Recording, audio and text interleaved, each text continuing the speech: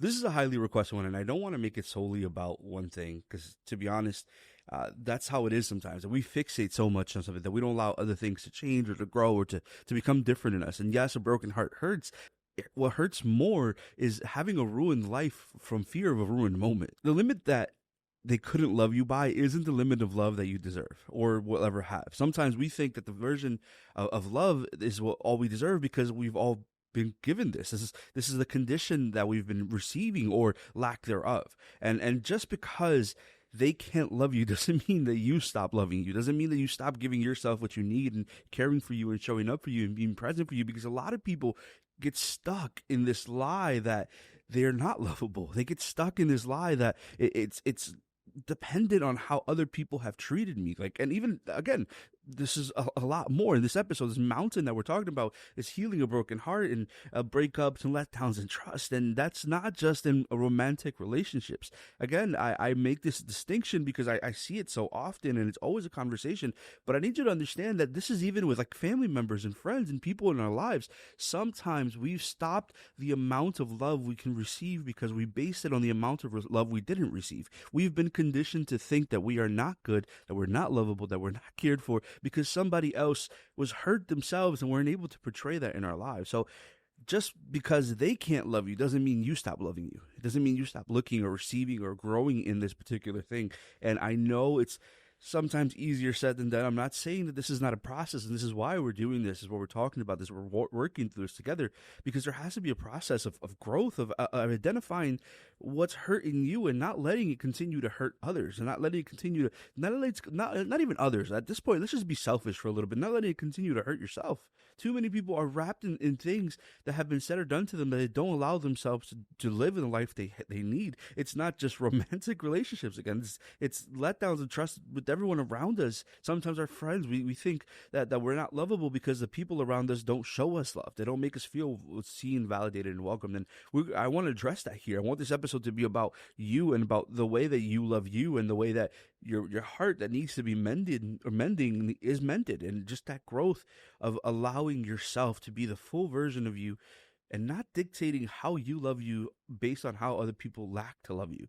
The truth is that for a lot of us, we're going to struggle with this for a very long time. And I think that there's so much power in understanding this because it changes everything. I mean everything. Like every relationship you'll have in the future, every career you'll take, every step you'll move, everything you'll do, it changes when you know who you are and you fall in love with you. You base love not on other people, but on yourself. And of course, I'd be remiss if I ever said God's love, right? That's the greatest love, and that's the love that we all need. But in this episode, where our framework is us and how we allow ourselves to love and to be loved and to love forward, because we've been broken and we think that our brokenness is our fullness, and it's not. You are not meant to be half of something else. I hate that saying that people say, oh, I'm my other half. That's not true. You were already made whole, and your heart was made whole. It wasn't made in parts. It wasn't made to be fulfilled or validated by anyone else in this world. It was made whole. And when we identify that, we allow ourselves to be the fullness of this, because sometimes we break our own hearts, right? Sometimes we have this vision of things, or this interpretation of how things should be, or just this balance of what we think things should look like, that we set ourselves up for failure. We think that if such people or certain jobs or certain things don't show up for me the way that I'm anticipating in my mind, and then that's the vindication of how much love I deserve. It's not. You are not your shortcomings. You're not your bad relationships. You're not your flaws. You're not your family. You're not your fired jobs. You're not the things that let you. You're not the brokenness. And I need you to understand this, because this is the first thing before we dive any deeper, before we talk any point, anything improvement. The first thing you need to know is that you're not your brokenness. You're not your flaws. You're not your mistakes. You can choose today, this very moment, in this very podcast, you can choose today to be completely different. You can choose to leave the things that you thought were you. You can choose to leave the friends. You can choose to leave the relationship. You can choose to leave the job. You can choose to leave the schooling. Whatever is not bringing you fruit. And I don't mean this in a selfish way. I'm not saying you leave people and things just because you're tired of them and you didn't do the work to grow in them. I'm not saying that. What I am saying is that you leave the things that don't serve the purpose in your life that's actually good for you. You leave the things that make you feel like you're not worth it. You leave the people, the friends, the community, the people around you. You leave the places that will not serve the goodness of your heart and is causing you struggle and pain. That's not fruitful. We can't stay in things just because we think that that's where we're supposed to be. We can't stay in things just because, again, that's sunken cost fallacy, because we spend so much time investing in it that we think that now because I bled for it, I have to die in it. You don't have to continue to stay in things that are not for you. And it's not about not caring. It's not about being selfish and evil and all these things. It's about loving you enough to know that these places are not places where you belong. Just because you've been there doesn't mean you have to stay there.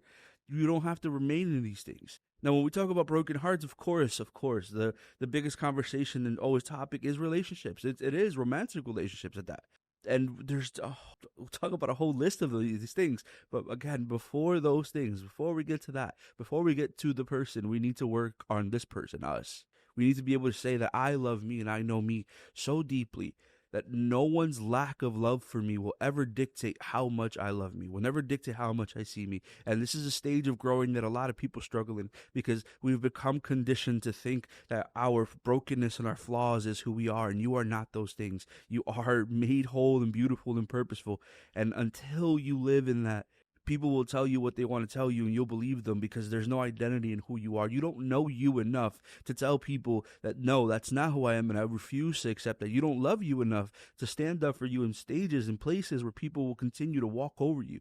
The reality is that until we heal ourselves from our own broken heart that we broke in us, when people do that to us, we'll think it's normal, because we've become complacent with this level of pain that we think that that's just who I am. And that's not who you are. That's not what you deserve. That's not the place that you have to remain. You have to learn to love you so much that that's the person you're looking for. In this episode of this podcast, that's what we're looking at. This reality, this mountain, made for this mountain, the episode, the reality that the broken heart that you have is only going to be molded and mended and fixed when you learn to know who you are, and not based on what anyone else says about you. Yes, broken hearts are the most common conversations that I've had with people, and people trying to get over things in situations, and they remain in this. And there's something called limerence. Limerence isn't love, it's a thought. It's a term used to describe a state of intense involuntary infatuation or romantic desire for a person, often accompanied by obsessive thoughts and a desire for reciprocation. So there's a lot there. That's the actual definition of limerence. But limerence is when you continue to think about something that didn't happen and you make this the center point of everything. So you obsess essentially over this relationship. Now, I want to be clear. It's not that you're doing it in a negative way, because it's never negative to want to be in something. It's never negative to want to be loved and loved back. It's never negative to envision a future with a person. But what happens is that when that thing doesn't happen, when that thing doesn't actually come through, it doesn't become a thing, we now obsess over the fact that we can't change it. Our brains have been conditioned to think about this reality and stay in it. So you now have to grieve something that you're not in. You have to go through this process of detaching from something that you've made a big part of your life. And it's okay to feel this way. It's okay to have these emotions. It's okay to understand and hurt and go through it. The best, worst advice I've ever heard was when someone said that you have to continue to go after that person until you realize that they don't love you, and that let that hurt be the reason that you don't continue. And it's terrible advice, but it's actually great advice, because the reality is that no one is ever going to do it for you. Like, no amount of podcasts, no amount of videos, no amount of self-help books would ever make you stop feeling what you're feeling, because it's in your brain, it's in your heart, it's in your life. You are living through this thing. And until you realize that this thing is a thought that you created and something that you remained in, and not something that you were fully receiving back, then you're going to continue to stay there until that thought dies, until that thing is gone. So when we talk about limerence, is this reality that we're staying in something that isn't real in the real world, but it's real to our heart or our mind, and we're continually to remember those moments. And this is the thing about memory, that memory actually isn't good. When you remember something, you actually don't remember the thing. You remember the emotion of the thing, or you remember a memory of the memory, but you never remember directly as to what it was. That's why in cases like in court, they don't take everything to a full accountability for something. It's just a possibility of it. So we have to understand that sometimes the things that we're remembering aren't real. They are things that might have happened in some level, or there might have been some emotion that we incited and we attached to the person.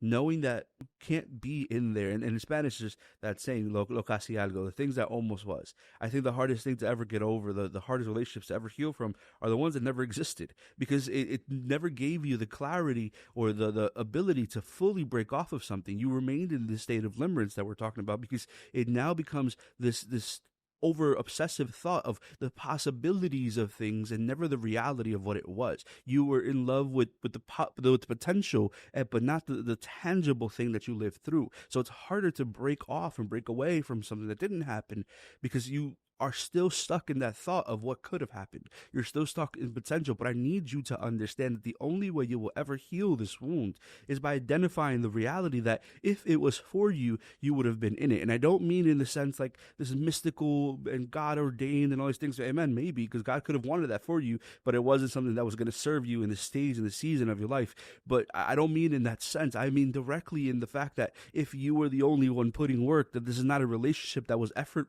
towards you that was worth being in. It wasn't for you because it wasn't serving you. So for us to let go of these things, we have to really, really, really hone in on the fact that there is a lot of negative to it. If it was good, it would have flourished, but it wasn't good, so it didn't. And if you did everything you possibly could to make this thing work and it didn't work, then you can't blame you.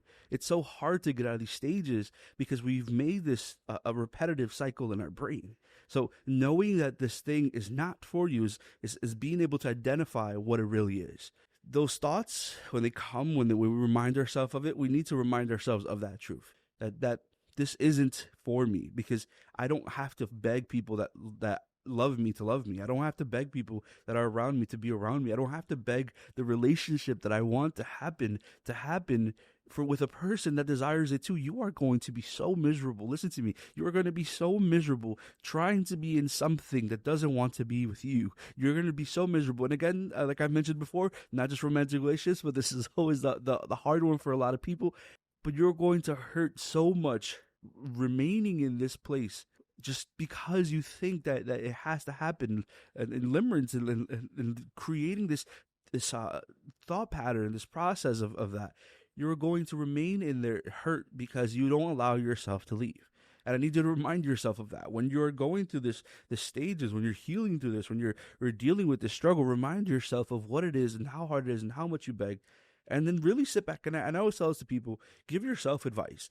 The reason that people listen to this podcast, or that you're listening right now, or even that I'm even speaking about this, is not because I'm perfect. It's not, here's a spoiler. I don't have everything figured out. I'm a broken and flawed person, just like every other human being in this world. The difference is that we suck at taking our own advice. You know this. Anything that I'm saying in this podcast is not newsflash. I mean, I might add some little tidbits here and there that might be really interesting that you might have never thought of, or other words that you might have never heard, but the reality is that you know what you need, what you want.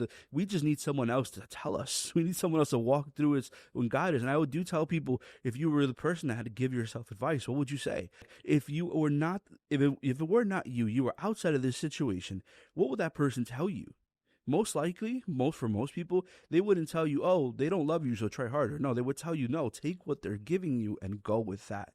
If they're showing you that they don't care, if they're showing you that they don't love you, if they're showing you that you're nothing to them, then be just that, nothing to them. Do what you need to do to get out of it, because unfortunately, we will stay in this mindset that we think we can conquer something that clearly is making it impossible to be in. If you are going to continue to be in this cycle, you'll continue to stay in this cycle. You'll continue to choose it because you think that you can fix it. You think that you can win. And what advice would you give you? Would you tell you to stay, or would you tell you to move? It's not that anyone knows more than you or knows any better than you. You know you better than anyone else. But the problem is that we don't listen to ourselves because we've broken our own hearts. And we'll get to that in a little bit. But we've broken our own hearts so much that sometimes it's hard to trust me. I've let myself down so much that this is trust that I can't heal. And that becomes a mountain for a lot of us. That trust of ourselves. We have to be able to tell us what's true about us. Keep in mind how short your life is.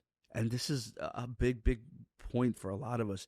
Life is so short. Like if you are in your 30s, I think there was like Eddie Murphy. He was in a movie and he was like playing like this really wise guy. And he was like, you have 75 summers, 75 winters if you're lucky. Personally, I'm in my 30s now, so I'm well over that halfway mark. Is this a place that you want to continue to waste life in? Like, is this, again, relationship, job, teach school, whatever it is this a place where you want to continue to waste life in? And listen to me, I'm not saying invest life, I'm saying waste life, because you're wasting moments, you're wasting your future, you're wasting things that could be good in a place that does not value or reciprocate the intent that you have. And the worst thing ever, I get it, there have been amazing cases where people finally woke up one day and did the right thing and whatever. Do you really think that you deserve to waste another 5 or 10 years of your life begging something to be what it should be? Do you really think that life should continue to flee? And it's not just a couple of years, right? Because for every year that you've invested in this particular thing, you have to outgrow it for 2 more. So you're going to spend so much time miserable in something and not realize that your life is almost over. And then I would hate, me personally, I don't know about you, but me personally, I would hate to look back and say, man, I wish I stopped wasting time in that thing, because of this life that I'm living now, I would have had so much more time to enjoy it. You can't stay in stages in your life and then get mad that nothing improved in your life. And I hate to use negative reinforcement. I hate it. I do. I don't think it's ever a great thing, but I do think it's a very useful tool. You have to remember that you've been hurt and were able to make it through it. Like, your past hurts have hurt you. You have to remember those things and realize that you were able to make through those pains. Those pains didn't exist. And then remember how this feels now. Knowing that the lack of trust that you lost in that relationship, again, romantic, platonic, family, whatever it is, knowing that the heartbreak that you felt in that thing, knowing that these things and these stages that you were in are not new, but they shouldn't have power over you. Knowing that these things exist, it allows you to free yourself from it. It allows you to be this version of you that's the full version of you, because this is the truth. We stay in things because we think that that's who we are. We stay there because we condition ourselves to think that that's the best we'll ever do, and it's not. Life is too short for you to stay in those places. It might feel like it's the end of the world, but it's not. It's the end of that world. It's the end of that chapter. This next chapter in your book is very different. Now, I mentioned again that trust is huge. It's something that, again, with ourselves and with our friends and with our family, something that can be easily fractured. But trust isn't about being mutually beneficial. And I know that's a hard one to hear. It's about being able to know where you are welcomed. And it isn't I do for you, you do for me type of thing. It's not a tit for tat.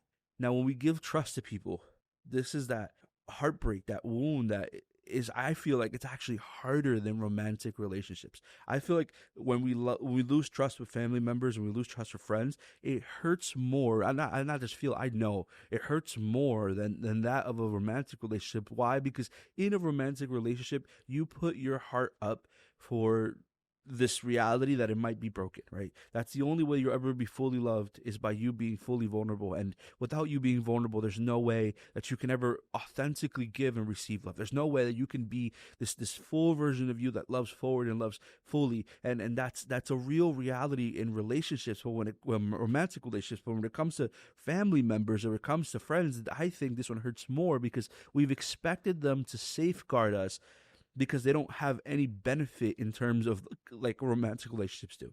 And it's also an easier one to feel safe in, because your guard is completely down. So when that trust is fractured, when that trust is broken, it becomes so much harder for us to heal from those things.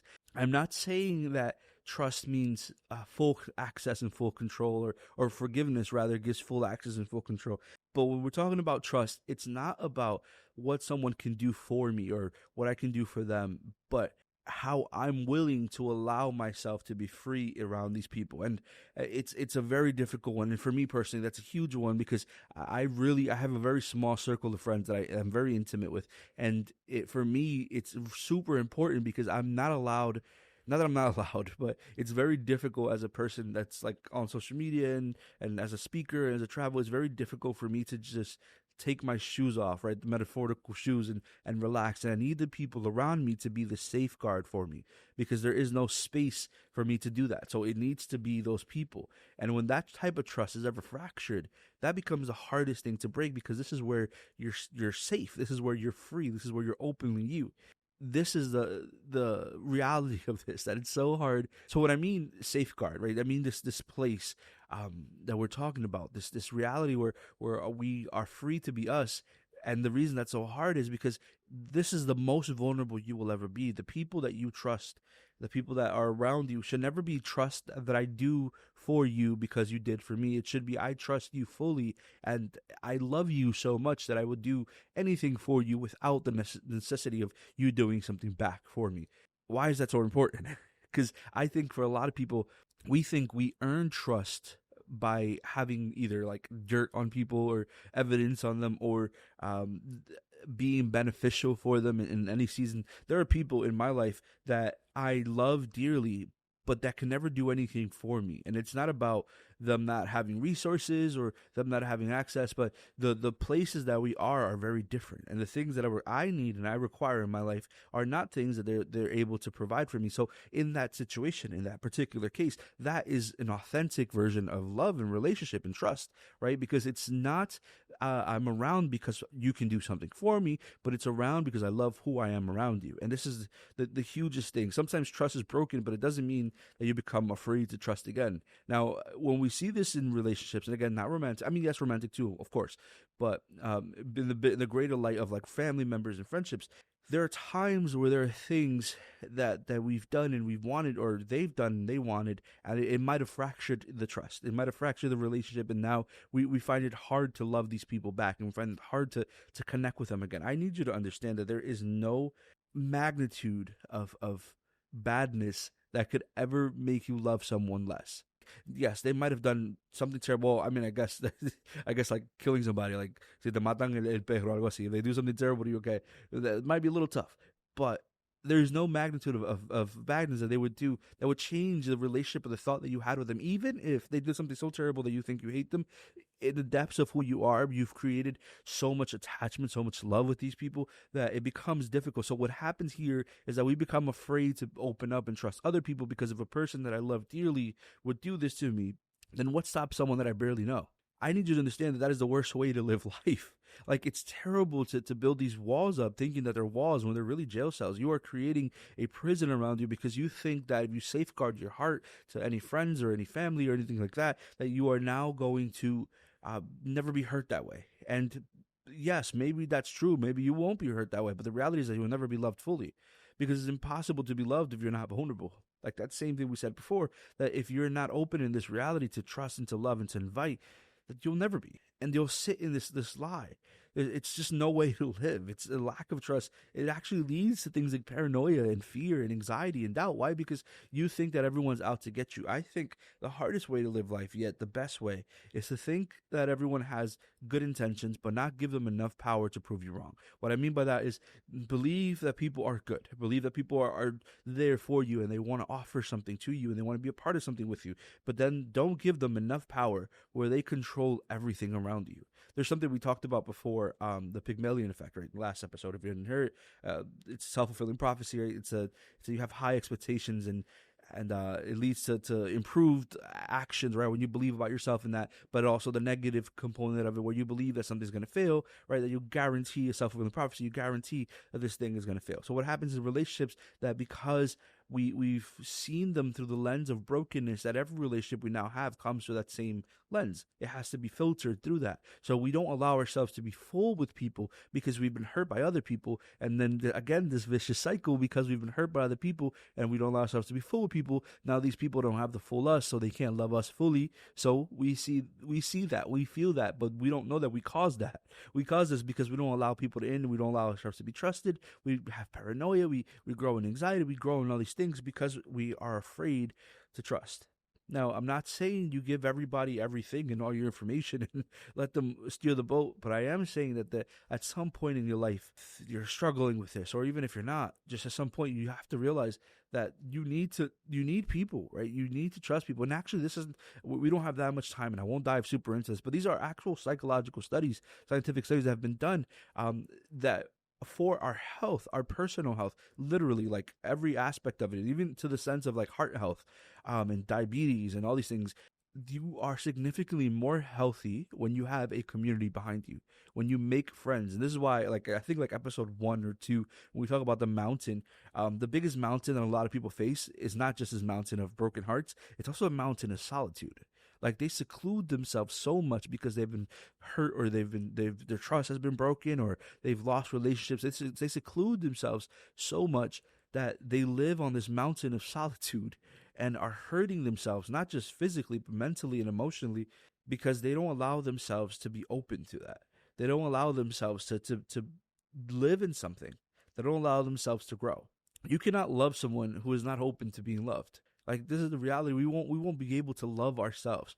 And even deeper, right? We can't love people into loving themselves. We can't force them to be open to this reality that you have this love to give them, and you want to pour into them. You can't force them to see good in things when they are so broken that they're the ones in this lack of trust. The rejection of love from them doesn't mean that it's a lack of rejection from you. It's not rejecting your love, it's rejecting love in general, right? So we can't force people to be good even if we're good for them. We can't force people to be enough, for us to be enough, for them to sit here and not want those things, because it's not the reality. No matter how much trust you've lost, or how much they've lost, or how broken they feel, or where they're coming from, it's never going to change.